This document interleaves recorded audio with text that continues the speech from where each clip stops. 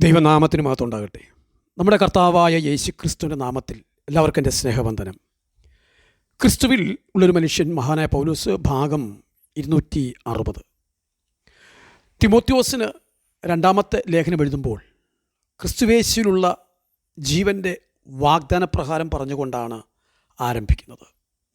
മാത്രമല്ല, തൻ്റെ പ്രാർത്ഥനയിൽ തിമോത്തിയോസിനെ ഇടപെടാതെ സ്മരിക്കുന്ന പൗലോസിൻ്റെ ഗദ്ഗതം അത് ഏറ്റവും അധികം ഉയർന്നു നിൽക്കുന്ന ഒരു ഭാഗം കൂടിയാണ് ഈ ലേഖനം. പൗലോസിന് മേൽ നിന്ന് ലഭിച്ച പ്രാർത്ഥനയും കൈവപ്പും കൃപാവരങ്ങളും ജ്വലിപ്പിക്കപ്പെടേണ്ടത് ആവശ്യകതയെക്കുറിച്ചും പൗലോസ് ഈ കത്തിൽ ഓർമ്മപ്പെടുത്തുന്നു. പൗലോസിൻ്റെ അപ്പോസ്തലത്വത്തെക്കുറിച്ചുള്ള ഒരു ഉത്കണ്ഠയാണ് ക്രിസ്തുവേശുള്ള ജീവൻ്റെ വാഗ്ദാനപ്രകാരം എന്ന വാക്കിൽ നിന്ന് പ്രകടമാകുന്നത്.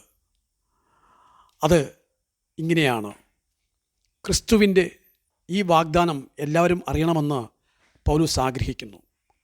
മരണത്തെ നേരിൽ കണ്ടുകൊണ്ട് റോമിലെ കാരാഗൃഹത്തിൽ കഴിയുന്ന പൗലോസ് ഇപ്പോൾ നിത്യജീവൻ്റെ വാഗ്ദാനത്തിന്മേൽ ശ്രദ്ധ കേന്ദ്രീകരിച്ചിരിക്കുകയാണ്. ഈ ജീവൻ്റെ സുവിശേഷം പ്രസംഗിക്കാനാണ് പൗലോസിനെ അപ്പോസ്തലനായി കർത്താവ് നിയമിച്ചിരിക്കുന്നത്. പൗലോസും തിമോത്തിയോസും തമ്മിൽ എഫെസോസിൽ വെച്ച് വേർപിരിഞ്ഞപ്പോൾ തിമോത്തിയോസ് കരഞ്ഞുപോയ കാര്യം ഓർത്തുകൊണ്ടാണ് പൗലോസ് തൻ്റെ വികാരങ്ങളുടെ ഒരാഴം ഈ ലേഖനത്തിൽ അനാവരണം ചെയ്യുന്നത്. കണ്ണുനീർ ചൊരിഞ്ഞുകൊണ്ട് വേർപിരിഞ്ഞ തിമോത്തിയോസിനെ വീണ്ടും കാണാനുള്ള ഒരു അഭിവാഞ്ച പൗലോസിൻ്റെ ഹൃദയത്തെ എപ്പോഴും മതിച്ചുകൊണ്ടിരുന്നു. പൗലോസിനോടുള്ള തിമോത്തിയുടെ ഭക്തി അതെത്ര നിഷ്കളങ്കമായിരുന്നു എന്നും സ്നേഹം എത്ര ഹാർദവമായിരുന്നു എന്നും ഇത് പൗലോസിന് ആ വാക്കിൽ നിന്നും, അതായത് ആ ദുഃഖം കാണാതിരിക്കുമ്പോൾ ഉണ്ടാകുന്ന എത്ര തീഷ്ണതയായിരിക്കുന്നുവെന്നും ആ കണ്ണുനീർ ഇവിടെ തെളിയിക്കുകയാണ്. ഈ നിലയിലുള്ള തിമോത്തിയോസിൻ്റെ മനോഭാവത്തെയും തിമോത്തിയുടെ നിർവ്യാജ വിശ്വാസത്തെയും ഓർത്ത് പൗലോസ് ദൈവത്തെ സ്തുതിക്കുകയാണ്. തിമോത്തിയോസിൻ്റെ അതേ വിശ്വാസം അവൻ്റെ വലിയമ്മ ലോവീസിലും അമ്മ യൂനീക്കയിലും ഉണ്ടായിരുന്നതായും പൗലോസ് ഓർക്കുന്നു. അതേ വിശ്വാസം തന്നെയാണ് ഇവിടെ തിമോത്തിയോസിലും സ്വാധീനം ചെലുത്തിയെന്നറിയുമ്പോൾ കൂടുതൽ സന്തോഷവാനാകുകയാണ് പൗലോസിൻ്റെ വാക്കുകൾ. തുടർന്ന് കൃപാവരങ്ങളും അവ എങ്ങനെ ജ്വലിപ്പിക്കപ്പെടണം എന്നതിനെക്കുറിച്ച് കൂടി ഒരു പ്രബോധനം കൊടുക്കുന്നുണ്ട് ആദ്യ അധ്യായത്തിൽ. തിമോത്തിയോസിൻ്റെ ആത്മാർത്ഥമായ വിശ്വാസത്തിൽ പൗലോസിന് വളരെ മതിപ്പുണ്ടായിരുന്നു.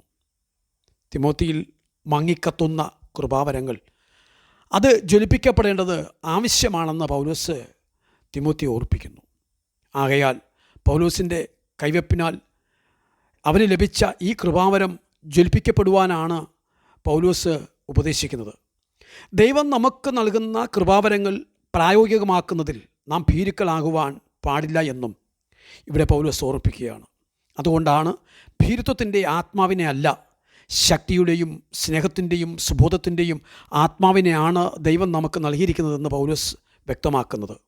തുടർന്ന് പൗലോസ് ഓർപ്പിക്കുന്നത് കർത്താവിൻ്റെ നിർമ്മല സുവിശേഷത്തെയും റോമൻ കാരാഗൃഹത്തിൽ ബദ്ധനായി കിടക്കുന്ന പൗലോസിനെയും കുറിച്ച് ലജ്ജിക്കാതെ തിമോത്തിയോസും തന്നോടൊപ്പം കർത്താവിന് വേണ്ടി കഷ്ടം അനുഭവിക്കണമെന്നാണ്. അത് ദൈവശക്തിക്ക് ഒത്തവണ്ണം ആയിരിക്കുകയും വേണമെന്ന് പൗലോസ് പ്രബോധിപ്പിക്കുന്നു. അതുമാത്രമല്ല, ഓരോരുത്തരുടെയും മേൽ ദൈവവിളി എങ്ങനെയുള്ളതാണെന്ന് കൂടി ഓർപ്പിക്കുന്നു. വിശുദ്ധനായ ദൈവം വിളിച്ചതുകൊണ്ടും വിശുദ്ധിയിലേക്ക് വിളിച്ചതുകൊണ്ടും വിശുദ്ധ വിളി എന്ന പ്രയോഗം പൗലോസ് പലപ്പോഴും ഉപയോഗിക്കുന്നുണ്ട്. എന്നാൽ ആ വിളിക്ക് യോഗ്യമായി ജീവിക്കേണ്ടത് നമ്മുടെ കടമയാണ്. ദൈവം നമ്മെ വിളിച്ചത് തൻ്റെ തീരുമാനം അനുസരിച്ചാണ്, നമ്മുടെ സൽപ്രവൃത്തികൾ നിമിത്തമായിരുന്നില്ല. മാത്രമല്ല, ക്രിസ്തുവിൻ്റെ പ്രായശ്ചിത്ത മരണത്താൽ വിശ്വാസിയുടെ രണ്ടാം മരണം നീങ്ങിപ്പോയ കാര്യവും ഓർപ്പിക്കുന്നു.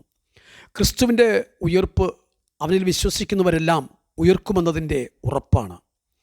ജീവനും അക്ഷയതയും എന്ന് പറഞ്ഞാൽ അക്ഷയമായ ജീവൻ എന്നാണ് പൗലോസ് ഇത് ആശയം കൊണ്ടുവരുന്നത്. മരണശേഷം ഒരു വിശ്വാസിയുടെ ശരീരം കല്ലറയിൽ സംസ്കരിക്കുമെങ്കിലും കർത്താവ് മടങ്ങി വരുമ്പോൾ അവൻ്റെ ശരീരത്തിന് അനുരൂപമായ ഒരു നിലയിൽ ആ വിശ്വാസിയും ഉയർത്തി നിൽക്കും. ക്രിസ്തു ഇക്കാര്യം വെളിപ്പെടുത്തിയത് കൊണ്ടാണ് ഈ അറിവ് നമുക്ക് ലഭിച്ചത്. തുടർന്ന് അടുത്ത ഭാഗത്തേക്ക് വരാം. ദൈവം അനുഗ്രഹിക്കട്ടെ.